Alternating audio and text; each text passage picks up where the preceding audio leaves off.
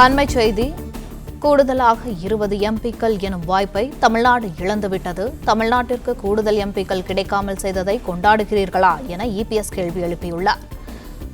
இதுகுறித்த கூடுதல் விவரங்களை எமது செய்தியாளர் பிரகாஷ் வழங்க கேட்கலாம். வணக்கம் பிரகாஷ், விவரங்கள் என்ன?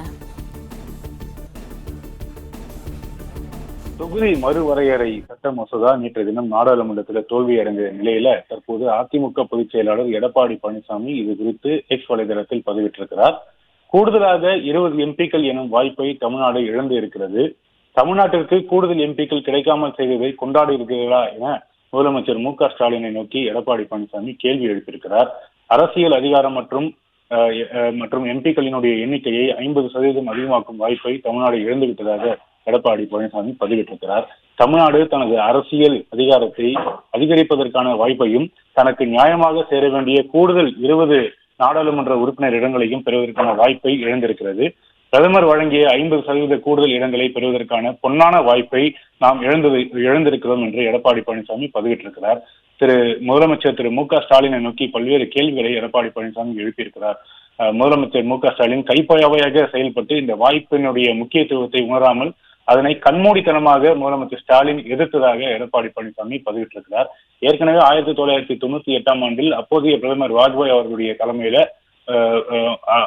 அப்போது இருந்த எதிர்கட்சி தலைவராக இருந்த திரு செல்வி ஜெயலலிதா அவர்கள் பெண்கள் இடஒதுக்கீடு மசோதாவை கொண்டு வந்தார். அந்த காலகட்டத்தில் என்டிஏ கூட்டணியை சேர்ந்த கூட்டாளிகளே அந்த மசோதா நிறைவேறாமல் போவதை உறுதி செய்தனர். இந்த முறையோ இந்த மசோதாவை எதிர்ப்பதன் மூலமாக உயரிய நோக்கத்தை நீங்கள் சிதைத்து விட்டீர்கள் என முதலமைச்சர் மு.க.ஸ்டாலினை எடப்பாடி பழனிசாமி விமர்சித்திருக்கிறார்.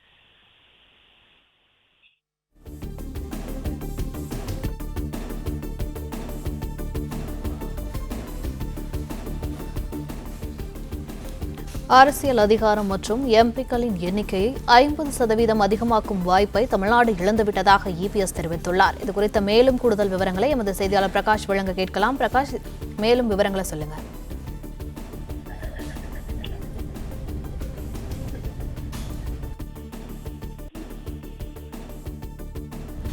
கூடுதலாக 20 எம்பிக்கள் எனும் வாய்ப்பை தமிழ்நாடு இழந்துவிட்டது. தமிழ்நாட்டிற்கு கூடுதல் எம்பிக்கள் கிடைக்காமல் செய்ததை கொண்டாடுகிறீர்களா என முதலமைச்சர் மு.க.ஸ்டாலினுக்கு அதிமுக பொதுச் செயலாளர் எடப்பாடி பழனிசாமி கேள்வி ஒன்றை எழுப்பியுள்ளார்.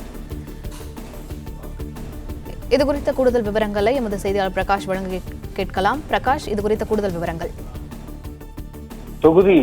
நாடாளுமன்ற தொகுதி மறுவரையறை செய்யக்கூடிய மசோதாவானது நேற்று தினம் தோல்வியடைந்திருக்கக்கூடிய நிலையில தமிழ்நாட்டிற்கு கூடுதலாக 20 எம்பிக்கள் எனும் வாய்ப்பை தமிழ்நாடு இழந்திருக்கிறது. தமிழ்நாட்டிற்கு கூடுதல் எம்பிக்கள் கிடைக்காமல் செய்ததைதான் முதலமைச்சர் ஸ்டாலின் கொண்டாடுகிறாரா என எடப்பாடி பழனிசாமி கேள்வி எழுப்பியிருக்கிறார். அரசியல் அதிகாரம் மற்றும் எம்பிக்களுடைய எண்ணிக்கையை 50% அதிகமாக்கும் வாய்ப்பை தமிழ்நாடு இழந்திருப்பதாக எடப்பாடி பழனிசாமி பதிவிட்டிருக்கிறார். பல்வேறு கேள்விகளை எடப்பாடி பழனிசாமி எழுப்பியிருக்கிறார். குறிப்பாக ஏற்கனவே இந்த தொகுதி மறுவரையை தொடர்பாக 50% கூடுதல் வாய்ப்பு எம்பிக்கள் இடங்கள் நமக்கு கிடைப்பதற்கு இருந்தது. இந்த பொன்னான வாய்ப்பை கண்மூடித்தனமாக முதலமைச்சர் திரு மு.க.ஸ்டாலின் எதிர்த்திருப்பதாக எடப்பாடி பழனிசாமி பதிவிட்டிருக்கிறார். ஏற்கனவே பெண்கள் இடஒதுக்கீடு தொடர்பாக சட்ட மசோதா கொண்டு வந்த போதும் 1998 ஆண்டு அப்போது இருந்த என்டிஏ கூட்டாளிகள் ஒன்று சேர்ந்து அந்த சட்ட மசோதாவை எதிர்த்ததாக எடப்பாடி பழனிசாமி பதிவிட்டிருக்கிறார். அதே போல தற்போது இந்த தொகுதி மறுவரை சட்ட மசோதா தோல்வி அடைந்திருப்பதன் மூலமாக தமிழ்நாடுக்கு கிடைக்க வேண்டிய கூடுதல் எம்பிக்கள் தொகுதியானது தற்போது அந்த வாய்ப்பு நமக்கு இழந்திருப்பதாகவும் இதனை முதலமைச்சர் திரு மு.க.ஸ்டாலின் கண்மூடித்தனமாக எதிர்த்திருப்பதை எடப்பாடி பழனிசாமி சுட்டிக்காட்டியிருக்கிறார்.